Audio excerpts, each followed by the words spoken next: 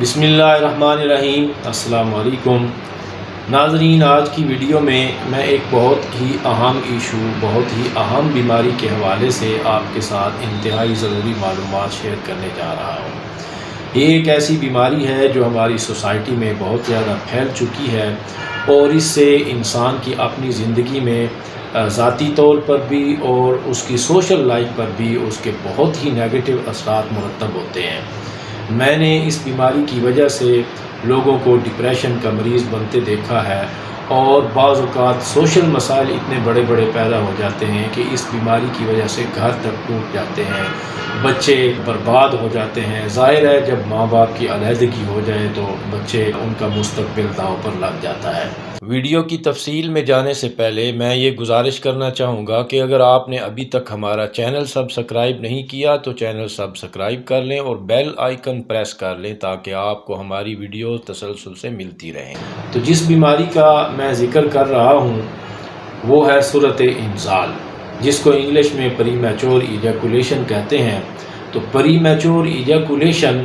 یہ آج ہماری سوسائٹی میں بہت زیادہ پھیل چکی ہے۔ میں الحمدللہ اس کے بہت سے مریضوں کا کامیاب علاج کر چکا ہوں، اور کسی بھی بیماری کا صحیح اور کامیاب علاج کرنے کے لیے یہ ضروری ہوتا ہے کہ سب سے پہلے آپ اس بیماری کو اچھی طرح سمجھتے ہو۔ تو اس ویڈیو میں اس بیماری کے بارے میں کچھ ضروری معلومات آپ کے ساتھ شیئر کر رہا ہوں۔ سب سے پہلے میں اس کے اسباب پر روشنی ڈالوں گا، پھر اس کے بعد اس کے غذائی علاج کے حوالے سے کچھ انتہائی مفید معلومات آپ کے ساتھ شیئر کروں گا، اور آخر پر ہم اس کی ہومیوپیتھک ٹریٹمنٹ کے حوالے سے بات کریں۔ ناظرین، پری میچور ایجیکولیشن کے مریض کو جہاں بہت سی مشکلات کا سامنا کرنا پڑتا ہے، وہاں اس کے پارٹنر کے لیے بھی بہت سارے مسائل پیدا ہوتے ہیں۔ ایسی سوسائٹیز میں جہاں لوگ نکاح کے بغیر رہتے ہیں، ریلیشن شپ میں، یعنی گرل فرینڈ بوائے فرینڈ کا رواج ہے، وہاں اگر میل کو یہ پرابلم ہو تو ظاہر ہے کہ اس کی جو دوست ہوگی وہ اس کو چھوڑ جائے گی۔ ہمارے ہاں بھی کئی لوگ غیر شرعی طور پر اس طرح کے تعلقات قائم کر لیتے ہیں، تو جب وہ بڑی مشکل سے سوسائٹی کا خوف بھی ہوتا ہے اور اس طرح کے تعلقات قائم کرتے ہیں تو پھر انہیں اس کو مکمل طور پر سیٹسفائی کرنے کی ضرورت ہوتی ہے۔ تو جب وہ نہیں کر پاتے ہیں تو پھر وہ مختلف طرح کی دواؤں کا سہارا لیتے ہیں، اور ان دواؤں سے بعض اوقات انہیں بہت ہی برے نتائج بھگتنے پڑتے ہیں۔ اس کے بعد پھر یہ ہے کہ اگر شادی شدہ لائف ہے تو شادی شدہ لائف میں پھر جن کنٹریز میں یا جن فیملیز میں اس طرح کا ایک سوشل سیٹ اپ موجود ہوتا ہے کہ اگر کسی وجہ سے لائف پارٹنر وہ مطمئن نہیں ہے تو وہ چھوڑ کر اپنا راستہ تبدیل کر سکے، نیا لائف پارٹنر چن سکے، وہاں تو اس طرح کے کیسز ہوتے ہیں۔ لیکن جن سوسائٹیز میں جہاں جو گھٹی ہوئی سوسائٹیز ہیں، جن فیملیز میں رشتے کو توڑنا، ایک دفعہ شادی ہو جائے تو پھر اس کو توڑنا ناممکن حد تک مشکل ہوتا ہے، وہاں خواتین کے لیے بڑے مسائل پیدا ہوتے ہیں۔ یا تو پھر خواتین ڈپریشن کا شکار ہوتی ہیں، اور ڈپریشن کی وجہ سے ان میں چڑچڑاپن اور بہت سارے مسائل پیدا ہوتے ہیں، اور اگر وہ اس کو برداشت نہ کریں یا اپنے مزاج ہوتے ہیں، میڈیکلی بھی کچھ خواتین ایسی ہوتی ہیں جو اس کو برداشت کر سکتی ہیں اور کچھ خواتین اس کو برداشت نہیں کر پاتی ہیں، تو دوسری طرف اگر ان کو شادی توڑ کر اپنا نیا لائف پارٹنر چننے کا ان کے پاس اختیار موجود نہ ہو تو پھر وہ گناہ کی طرف جاتی ہیں۔ اب ہماری سوسائٹی میں تو اس طرح کی اجازت نہیں ہے کہ آپ کی شادی کہیں اور ہو اور آپ جنسی تعلقات وہ کہیں باہر کسی اور کے ساتھ جوڑ لیں۔ تو جب اس طرح کے جنسی تعلقات مجبوراً اپنے میڈیکلی اس کے کنٹرول نہ ہونے کی وجہ سے کوئی عورت کہیں جنسی تعلقات بناتی ہے تو پھر اس کی وجہ سے اور بہت بڑے بڑے مسائل پیدا ہوتے ہیں۔ بعض اوقات اس وجہ سے قتل تک ہو جاتے ہیں، یا پھر عورتوں کو مارا پیٹا جاتا ہے، یعنی ایک پورے کا پورا ایک خاندانی نظام اس سے تباہ اور برباد ہو جاتا ہے، اور اس میں صرف ایک مریض اس سے متاثر نہیں ہوتا بلکہ اس کا لائف پارٹنر متاثر ہوتا ہے، اگر بچے ہیں تو وہ اس سے متاثر ہوتے ہیں، اور ہسبینڈ وائف کے دونوں کے خاندان اس سے متاثر ہوتے ہیں۔ یعنی ایک چھوٹا سا مسئلہ ہے، ایک چھوٹا سا میڈیکل پرابلم ہے جس کو صحیح علاج کے ذریعے مکمل طور پر ٹھیک کیا جا سکتا ہے، چونکہ اس کے حوالے سے ہمارے ہاں اویئرنیس موجود نہیں ہے، اور کسی کو بتانا بھی مطلب ہے آسانی سے اس میں بہت سارے حجابات آتے ہیں، بہت سی مشکلات آتی ہیں، اور اگر کوئی بندہ ہمت کر کے کسی ڈاکٹر حکیم کے پاس جاتا ہے تو اس کا علاج نہیں ہو پاتا۔ تو اس لیے میں گزارش کروں گا کہ جس طرح آپ کا کوئی پخانے کا ایشو ہو سکتا ہے، آپ کا گلے کا کوئی ایشو ہو سکتا ہے، آپ کا کوئی گردے کا ایشو ہو سکتا ہے، تو that is also a part of body, یہ بھی جسم کا ایک حصہ ہے اور اس کا بھی کوئی ایشو ہو سکتا ہے۔ صحیح معالج تلاش کر کے اگر اس کا صحیح علاج کر لیا جائے تو آپ اپنی زندگی کو بہت پرسکون کر سکتے ہیں اور بہت سارے اپنے خاندانی اور سوشل مسائل سے بچ سکتے ہیں۔ اور میں خواتین کو بھی یہ کہنا چاہوں گا کہ جن خواتین کے ہسبینڈ کو یہ مسئلہ ہو صورت انزال کا، انہیں چاہیے کہ وہ ان سے علیحدگی اختیار کرنے کے بجائے وہ ان کے ساتھ ایک تو کوآپریٹ کریں، اور دوسرا ان کو صحیح علاج کے لیے آمادہ کریں اور کسی اچھے معالج کے پاس ان کا صحیح علاج کروائیں تاکہ دونوں کی خوش و خرم زندگی گزر سکے۔ ناظرین، اب ہم صورت انزال یعنی پری میچور ایجیکولیشن کے اسباب اور اس کے بہترین قسم کے غذائی علاج اور آخر پر اس کے ہومیوپیتھک علاج کے حوالے سے بات کرتے ہیں۔ ویڈیو کو اینڈ تک دیکھیے گا تاکہ اگر آپ کو یا آپ کے کسی دوست یا عزیز کو یہ مسئلہ ہے تو آپ اس کی مدد کر سکیں اور اس مسئلے سے نجات حاصل کر سکیں۔ کچھ تو ہوتے ہیں اس کے نفسیاتی اسباب کہ اگر مریض ذہنی طور پر دباؤ کا شکار ہو، وہ یہ سمجھتا ہو کہ مجھ سے یہ پرفارم نہیں ہو پائے گا، یا over all he lack of confidence کا شکار ہو، تو اس میں یہ مسئلہ ہو سکتا ہے۔ اس کے بعد پھر اگر آپ کا لائف پارٹنر اس کے ساتھ آپ کی ہم آہنگی نہیں ہے، ذہنی ہم آہنگی نہیں ہے، تو اس سے بھی یہ مسئلہ پیدا ہو سکتا ہے۔ یا پھر آپ خود یا پھر آپ کا پارٹنر وہ اس عمل کے لیے پورے ایجوکیٹڈ نہیں ہے، تو پھر بھی آپ کو یہ مسئلہ درپیش آ سکتا ہے۔ تو نفسیاتی اسباب کے ساتھ ساتھ اس کے کچھ فزیکل اسباب ہیں، اور فزیکل اسباب میں سب سے اہم مسئلہ وہ ہے یورینری ٹریکٹ میں سوزش آ جانا۔ آپ اس کو انٹرنیٹ پر سرچ کریں کازز آف پری میچور ایجیکولیشن، تو آپ کو جو دنیا کی بہت بڑی بڑی ہیلتھ ویب سائٹس ہیں ان کے اوپر جو اس کے فزیکل اسباب، ان میں انفلیمیٹری کنڈیشن یورینری آرگن کی، وہ آپ کو سر فہرست ملے گی۔ یہ ایک بہت ہی آتھینٹک ویب سائٹ ہے، ویب میڈ۔ تو اس میں آپ دیکھیں کہ پری میچور ایجیکولیشن کے جو فزیکل اسباب ہیں ان میں inflammation of urinary tracked, prostate کی یا یوریتھرا کی سوزش اس میں واضح طور پر لکھی ہوئی ہے۔ اب ہم نے یہ سمجھنا ہے کہ یورینری ٹریکٹ میں انفلیمیشن آتی کیوں ہے، تو اس کے لیے میں آپ کو حوالہ دوں گا۔ میرے پاس یہ ایک کتاب ہے ایسڈ الکلائن ڈائٹ جو میں نے انگلینڈ سے منگوائی تھی، اس کے پیج نمبر 38 پہ واضح طور پر لکھا ہے inflammation of the genital tracked by acids and infections. Genital organs, چاہے وہ میل ہے چاہے فیمیل ہے، ہم چونکہ میل جینیٹل آرگنز کی بات کر رہے ہیں، تو میل جینیٹل آرگنز میں بھی ایسیڈک غذاؤں سے انفلیمیشن پیدا ہوتی ہے، اور دنیا کی جو تمام ہیلتھ کی ویب سائٹس ہیں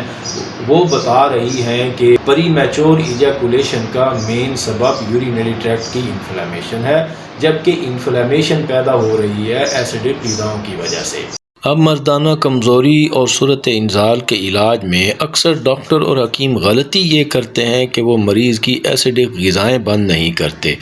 اور ڈاکٹر جو طاقت والی دوائیں اور سپلیمنٹس دیتے ہیں وہ ایسیڈیٹی مزید بڑھاتے ہیں، اور حکیم لوگ بھی جو شربت اور معجونیں دیتے ہیں ان میں چینی ہوتی ہے، جبکہ چینی ایسیڈیٹی بڑھانے کی بڑی وجہ ہے۔ اب یہ کیسے ممکن ہے کہ جس وجہ سے ایک بیماری پیدا ہوئی ہے اس وجہ کو مزید بڑھا کر اس بیماری کو ٹھیک کیا جا سکے؟ پہلے ہی ہماری سوسائٹی میں بہت زیادہ ایسیڈک غذائیں کھائی جا رہی ہیں، جو ہوٹلنگ ہو رہی ہے، جو بے تحاشا کوک اور پیپسی کا استعمال کیا جا رہا ہے، جو بے تحاشا چائے پی جا رہی ہے، اور جو مٹھائیاں اور بیکری پروڈکٹس استعمال کی جا رہی ہیں، جو گوشت میں مسالہ جات ڈال کر گوشت استعمال کیا جا رہا ہے، یہ ساری کی ساری ایسیڈک غذائیں ہیں۔ تو ان تمام غذاؤں کی وجہ سے جب ایسیڈیٹی پیدا ہوتی ہے اور اس ایسیڈیٹی کے ساتھ یورینری ٹریکٹ میں انفلیمیشن آ گئی اور اس کی وجہ سے آپ کو اریکٹائل ڈس فنکشن یا پری میچور ایجیکولیشن کا مسئلہ بن گیا، تو جب اوپر سے آپ اس طرح کی گرم دوائیں اور غذائیں استعمال کریں گے تو آپ پہلے سے بھی بہت زیادہ خراب ہو جائیں گے۔ جب ایسیڈک غذاؤں کی وجہ سے اس طرح کا مسئلہ پیدا ہوتا ہے تو اس کا سب سے بہترین اور سب سے آسان حل تو یہ ہے کہ آپ ایسیڈک غذاؤں کو مکمل طور پر ترک کر دیں۔ آپ بوتل پینا چھوڑ دیں، آپ اگر کوئی الکوہلک ڈرنکس استعمال کرتے ہیں تو وہ چھوڑ دیں، اور مرغن غذائیں، تیز مسالہ جات، انڈا، گوشت، مچھلی، اس کی پرہیز کریں، اور اس کے ساتھ آپ فریش فروٹس استعمال کریں، فریش ویجیٹیبلز استعمال کریں، اور گاجر کے موسم میں گاجر کا جوس لیں، اور گرمی کے موسم میں تربوز کے موسم میں تربوز اس کا بہترین حل ہو سکتا ہے جو آپ کی ایسیڈیٹی کو کم کر سکتا ہے۔ یہ ایک غذاؤں کی لسٹ ہے جو میں آپ کو اسکرین پر دے رہا ہوں۔ یہ غذائیں ہیں جو آپ کے پری میچور ایجیکولیشن میں آپ کے لیے ہیلپ فل ثابت ہو سکتی ہیں۔ اور ایک اور چیز ہے جس کو ہم کہتے ہیں ایش گولڈ، یہ ایک سفید پیٹھا اس کو کہا جاتا ہے۔ یہ عام طور پر ملتا تو نہیں ہے لیکن اس کی مٹھائی بنتی ہے۔ اگر آپ کسی سبزی والے کو کہہ کے یہ کہیں سے حاصل کر لیں اور صبح نہار منہ ایک گلاس اس کا جوس بنا کر پئیں، اگر اس کا ذائقہ آپ کو پسند نہ آئے تو اس میں تھوڑی سی دیسی شکر یا گڑ کی آمیزش کر سکتے ہیں، تو یہ ایسیڈیٹی کے لیے تیر بہدف نسخہ ہے۔ بہت ہی بہترین طریقے سے، بہت ہی تیزی کے ساتھ باڈی کی ایسیڈیٹی کو کم کرتا ہے۔ تو نہ صرف اس سے پری میچور ایجیکولیشن ٹھیک ہوتی ہے بلکہ ایسیڈیٹی سے ریلیٹڈ جو اور بھی پرابلمز ہیں وہ بھی سارے حل ہو جاتے ہیں۔ اور اگر آپ ایش گولڈ، یہ سفید پیٹھا، یہ آپ حاصل نہ کر سکیں تو پھر آپ کے لیے بہترین حل ہے کہ آپ سردیوں میں گاجر کا جوس پئیں، گرمیوں میں آپ تربوز کا استعمال کریں، خربوزہ کھا سکتے ہیں، گرما کھا سکتے ہیں، فریش فروٹس لیں، اور اس کے ساتھ ساتھ آپ تازہ سبزیاں لیں۔ تازہ سبزیوں میں کھیرے کا جوس آپ لے سکتے ہیں۔ جو ریسیپی ہے گرین جوس کی میں اپنے اکثر مریضوں کو بتاتا ہوں،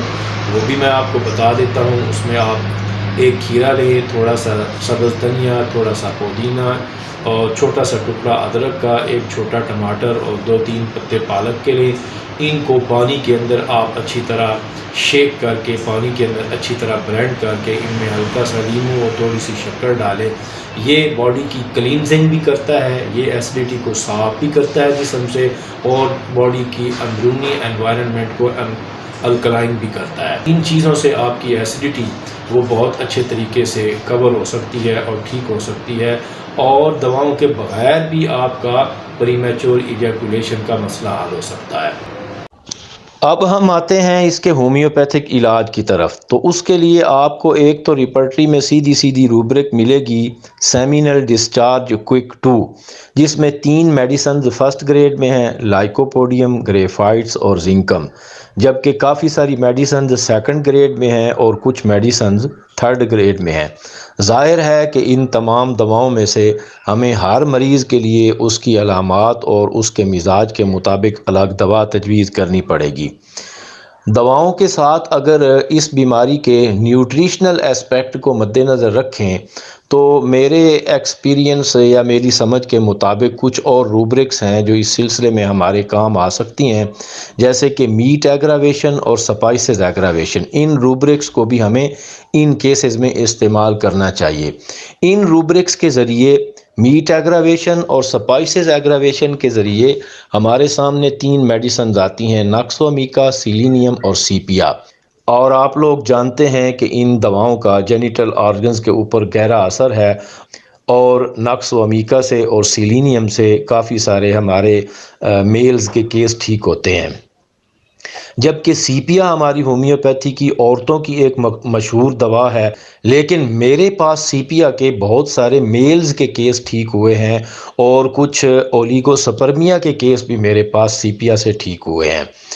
اور اب آگے چل کر ایک اور دلچسپ بات آتی ہے کہ جب ہم میٹ ایگراویشن اور سپائسز ایگراویشن اور شوگر ایگراویشن کی روبرک ملاتے ہیں تو اس میں سب سے ٹاپ پر سیلینیم آتی ہے، جبکہ سیلینیم آپ جانتے ہیں کہ ہماری سپرماٹوریا کی، سیکشول ویکنس کی اور نائٹ فال کی ہماری بہت ہی ایک بہترین دوا ہے۔ ان دواؤں کے علاوہ میرے پاس اور بہت ساری دواؤں سے کافی سارے کیسز ٹھیک ہوئے ہیں، جیسے کہ پلساٹیلا، نیٹرم میور، نیٹرم فاس، ایسڈ فاس، جیلسینیم۔ یہ بہت ساری دوائیں ہیں جو علامات کے مطابق ہمارے کام آ سکتی ہیں، اور ہم مریض کی علامات کے مطابق صحیح دوا تجویز کر کے اور اس کی ڈائٹ ٹھیک کر کے اس کا مسئلہ مستقل طور پر حل کر سکتے ہیں۔